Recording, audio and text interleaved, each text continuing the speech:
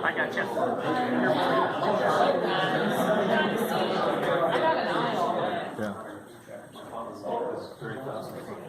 Well, good evening, everybody, and welcome to this public information session on the Fuller, Northern Virginia Veterans Care Center. Before we get underway, I'm looking around the room. I'm seeing tons of America's warriors and people who support them. So I think it would be appropriate if we open with the Pledge of Allegiance. Excellent. And I'll ask Chief Warrant Officer Melbourne if he'll lead us in the pledge. Sure. And those who are veterans, if you wish, you may render the hand salute.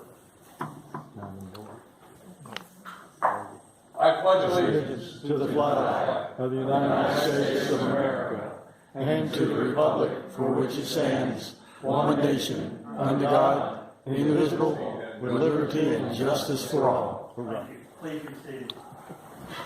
Well, thanks to everybody for being here this evening. This is a meeting for the greater Prince William County area on the approved Fuller, Northern Virginia Veterans Care Center. This follows a meeting that was held not too long ago down in the Virginia Beach area, I believe, for the proposed or the approved Hampton Roads Virginia Veterans Care Center. We have individuals here from the Virginia Department of Veterans Services, and they can get in greater detail. But the origin of this is we are now in the process of filling out from the existing 2 centers, one of which is in Roanoke and the other is in Richmond, to 4 regional Virginia Veterans Care Centers, one in Virginia Beach, one up here. So we will cover a good portion of Virginia. The plan went something like this. It was approved in early 2016 in the 2016 legislative session of the General Assembly with House Bill 477, carried by Kirk Cox, myself, and Delegate Jackson Miller were the chief co-patrons. And it was signed into law, and it was all done with bonding, is what it was done with. And we'll get into how the funding all worked, but the beauty of this whole concept is simply this. Well, they're the ones who passed the budget. I mean, we pass a budget out of committee, but unless we've got engaged legislatures like our senators and our delegate friends who are here tonight, none of this happens. None of this happens. And this was not an easy stretch. We have been trying to get these facilities now for over a decade. And we thought we had a deal twice in the last administration. One time we were told the Fed was going to put up money, half of the money for construction, and the state would put up the other half, and that did not materialize. And so they came back and they told us it would happen a second time, and that did not materialize. And finally, we just made the decision in the General Assembly in a bipartisan way, enough is enough. We're going to use Virginia dollars, and we're going to get this done. And the reason we're going to get this done is it can't wait. There is a real need to have the kinds of facilities that we need to take care of those who are willing to give the last full measure of devotion. That's the kind of nation that we are. Now, as far as the bonding structure is concerned, the good news in Virginia is we have a very small debt. I think we keep it down around that 5% level. Can you imagine that if the federal government actually did it that way? We are very much a balanced budget state in Virginia. But we made a decision. There are, and I can tell you, and Jeremy works in construction and the whole oversight business of construction, he can tell you, there are always more good ideas to spend money on construction than there is money to cover those good ideas. And I got news for you, even in this, over our shoulder here, there was competition. And Rich will tell you, because he sits on appropriations with me up in the House. There's always competition for these dollars. But we said enough is enough. This is priority uno. We are going to do it. And I'm very, very proud of my colleagues for taking the tough vote to get that done. I'm also very honored that this wound up in my district. We were one veteran cemetery and 15 of these offices like we have here in Manassas. We have a citizen legislature, and they work for you, the citizens, and they tell us through legislation and budget what we need to do for you, the veterans, to serve you. So give you a sense, 15 or 14 years ago, 15 offices, one cemetery. Today, we're 3 veteran cemeteries, 2 care centers, we're building 2 more. Manassas will be 28 of these offices, and our budget has gone up to match this. We have an investment, all of the legislatures in the room who work for you, the citizens, have stepped forward and have said, what can we do for Virginia's veterans? Tell us what you need.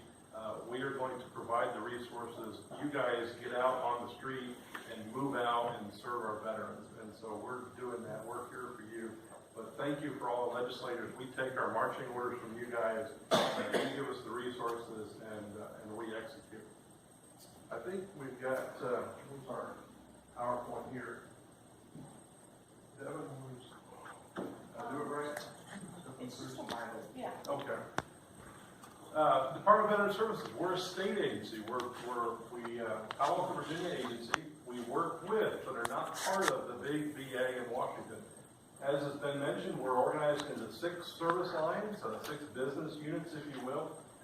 These guys have talked about our benefit services, our 28 offices, including the one that's going to grand opening here in Manassas in a couple weeks, our Virginia Veteran and Family Support section.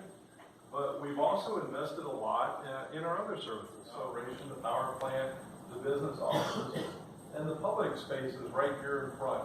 A room that's we call a bistro, or a grand room that's big enough for all 128 residents, all members of the community to gather for events. Next to it is the PT/OT area, occupational therapy, physical therapy. You get a veteran who wants to come for just say a 3-week stay. They're at Haymarket Hospital. They've had surgery. They don't need to go someplace for 2 to 3 weeks for rehab. PT/OT area right here, and then public spaces and meeting areas right here, family spaces. Flanking either side of the facility of the community center are the 8 households. These are 16-bed households, all individual rooms, where it's the heart of the residential area for the residents. So within a 16-bed household, and you see some outlines here, the veterans take their meals here as a household. The 16-member household will eat together. They have common living spaces, community spaces, activities are all right here. So everything is organized around the household, but the veterans can feed into the central community center, which is the heart, which is other activities that are there for the whole community. So it's really kind of cool. The patient, again, the resident here is delivered right here in a small household environment that is as close to a home-like environment as possible in an institutional setting, but they have all the amenities of a community here. And this sort of the bird's eye view, it's a little older rendering, but you see where here around the facility are walking trails. You've got families who come to visit. They want to take mom, dad out. There's nice outdoor spaces. And then between each of the households are enclosed resident courtyards, beautiful, inviting outdoor spaces that are secure because there are some veterans, Alzheimer's memory care unit, but have very inviting outdoor spaces for the veterans to get to. I've got some renderings here. So there's the bird's eye you see up here. The front entrance, so as you're approaching this, you get a sense of what the scale is like. This is a low-slung building, 1.5 stories at most in the center, but a very residential, very neighborhood type of feel, household feel for the veterans. And the scale of this is It's designed to be very pedestrian friendly. Families come to visit, activities for the residents, community groups that want to come to the facility and provide services, concerts. We'll have some of our other facilities might have, bands come in and play. This could be something for a 4th of July celebration on the ground. It's really something that is a community where the community can come and be a part of it.